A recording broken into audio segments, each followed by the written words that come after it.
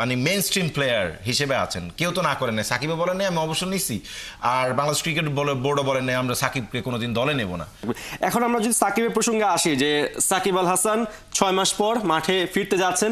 এই 6 মাসে তিনি অনেক কিছুই দেখেছেন, বোলিং নিষিদ্ধ হয়েছেন, লড়াই করেছেন, আবার আসলে ক্লিয়ারেন্স পাননি, আবার লড়াই করেছেন, ক্লিয়ারেন্স পেয়েছেন। তার মানে কি সাকিব কি এখনো আমাদের কাছে বিবেচনাধীন বাংলাদেশ ক্রিকেটের জন্য? কারণ বাংলাদেশ ক্রিকেট তো তাকে কখনো ডিনাউন্স করে নাই, মানে তাকে তো বলে নাই যে সে আমাদের ক্রিকেটার না, বা তাকে আমরা রাখি না, বা তিনি অবসর নিয়ে নিয়েছেন, তার এনওসি লাগবে না। তিনি তো এখনো বাংলাদেশ ক্রিকেটের মানে মেইন স্ট্রিম প্লেয়ার হিসেবে আছেন, কেউ তো না করেন নাই। সাকিবও বলেন নাই, আমি অবসর নিচ্ছি, আর বাংলাদেশ ক্রিকেট বোর্ডও বলেন নাই আমরা সাকিবকে কোনোদিন দলে নেব না। ব্যাপারটা তো এরকম না। সুতরাং সাকিব এখনো বাংলাদেশের জাতীয় দলে খেলা প্লেয়ার, সাবেক ক্যাপ্টেন, বাংলাদেশ ক্রিকেটের সবচাইতে বড় তারকা। তাকে অবশ্যই বাংলাদেশ ক্রিকেট বোর্ডের এনওসি নেওয়ার ব্যাপারটা আছে। সাকিব তো কখনো